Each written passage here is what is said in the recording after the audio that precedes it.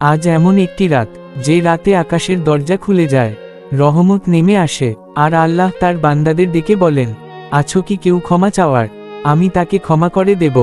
আজ আমরা কথা বলবো ইসলামের এক মহিমান্বিত রাত নিয়ে, শবে বরাত। শবে বরাত অর্থ হল ভাগ্য নির্ধারণের রাত।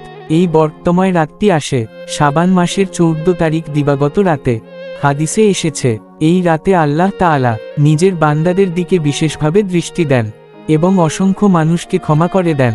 কিন্তু একটি বিষয় আমাদের অবশ্যই মনে রাখতে হবে, এই ক্ষমা সবার জন্য নয়। যারা অহংকার করে, হিংসা পোষণ করে, অন্যের প্রতি বিদ্বেষ ধরে রাখে, আত্মীয়তার সম্পর্ক ছিন্ন করে, অথবা আল্লাহর সঙ্গে শিরক করে, তারা এই রাতের রহমত থেকে বঞ্চিত থাকে।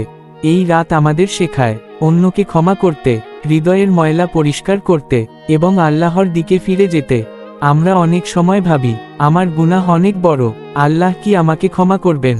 মনে রাখবেন, আল্লাহর রহমত আমাদের সব গুনার চেয়েও বড়।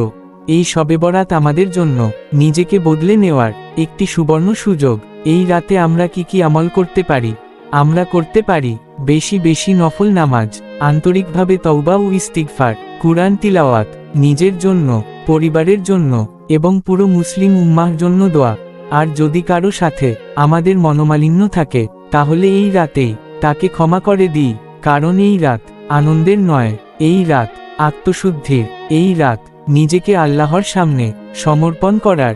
এখন আসুন, এই বর্তময় রাতে আমরা সবাই মিলে আল্লাহর কাছে দোয়া করি, হে আল্লাহ, এই পবিত্র রাতে আমাদের জানা ও অজানা সব গুনাহ ক্ষমা করে দিন। হে আল্লাহ, আমাদের অন্তর পরিষ্কার করে দিন, আমাদের দোয়া কবুল করে নিন। হে আল্লাহ, আমাদের জীবনকে আপনার পছন্দ অনুযায়ী গড়ে দিন এবং আমাদের মৃত্যু দিন ঈমানের সাথে। আমিন। সবশেষে একটি কথা মনে রাখবেন, যদি আপনি চান এই শবে বরাত আপনার জীবনের মোড় ঘুরিয়ে দিক, তাহলে আজই আল্লাহর দিকে ফিরে আসুন, কারণ আল্লাহ আজও ডাকছেন।